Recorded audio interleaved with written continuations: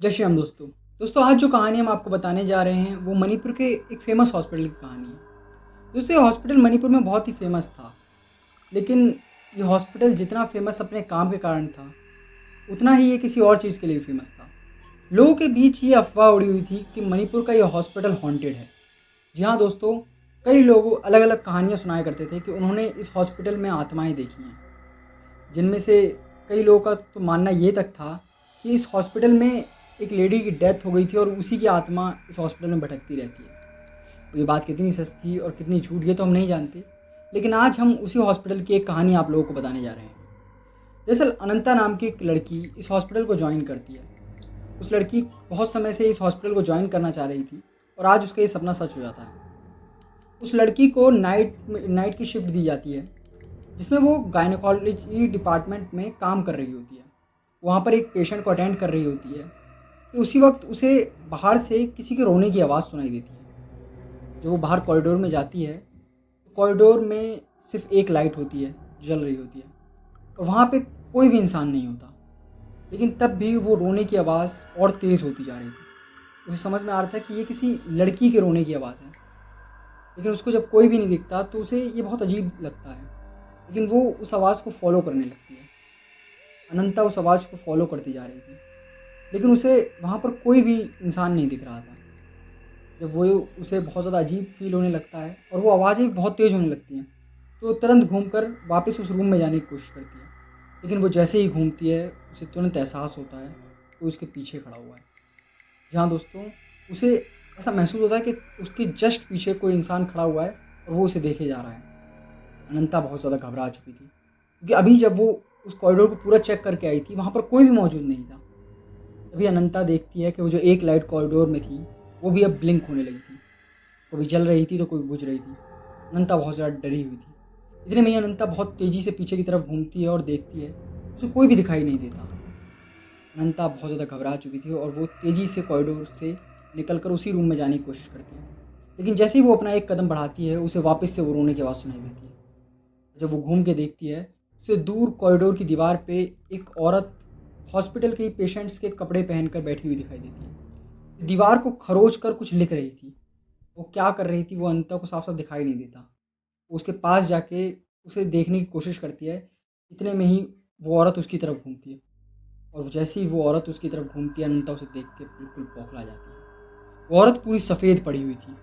उसके हाथ में एक बच्चे की लाश थी। जी हाँ दोस्तों, और वो औरत सिर्फ एक बात कही जा रही थी, तुम लोगों ने मेरे साथ गलत किया, तुम लोगों ने मुझे मार दिया।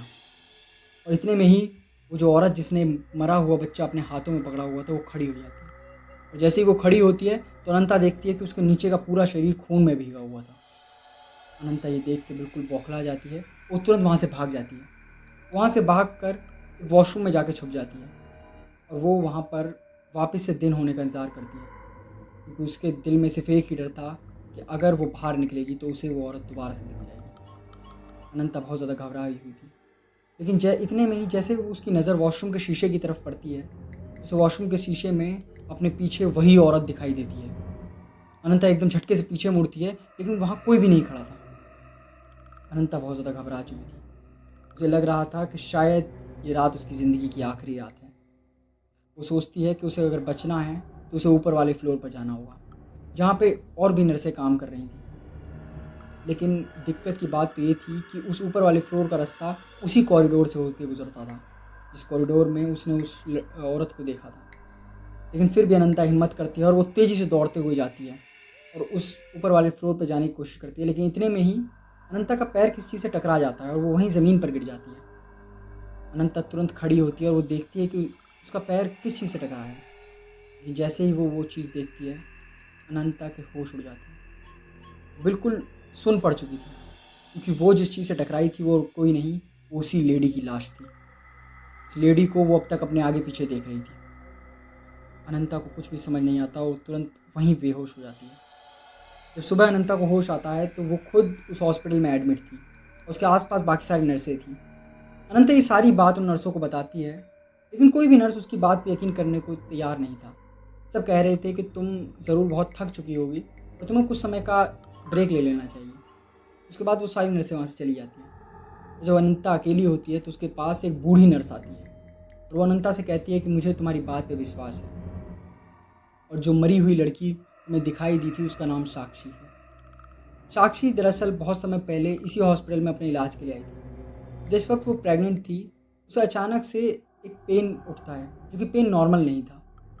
जब डॉक्टर उसे चेक करते हैं तो पता चलता है कि उसे कोई सीरियस इंजरी है और वो उस बच्चे या उस लड़की में से किसी एक को ही बचा सकते हैं। उसके फैमिली वाले उनसे डॉक्टर से बच्चे को बचाने को कहते हैं, लेकिन डॉक्टर मजबूरी के कारण किसी को भी नहीं बचा पाते। उस लड़के और उस लड़की दोनों की डेथ हो जाती है और उसके कुछ ही समय बाद ही उस लड़की के घर वालों के घर में आग लग जाती है और उसका पूरी फैमिली जलकर राख हो जाती है। तभी से कई सारे लोगों को इस कॉरिडोर में उस लड़की की आत्मा दिखाई दी है, लेकिन कोई भी इस बारे में खुलकर नहीं बोलता क्योंकि सब उस लड़की से डरे हुए हैं। दोस्तों आपको क्या लगता है, ये कहानी सच है? ये सच में ये हॉस्पिटल हॉन्टेड है? अपनी राय हमें कमेंट सेक्शन में बताएं और ऐसी और वीडियोज़ देखने के लिए हमारे चैनल को सब्सक्राइब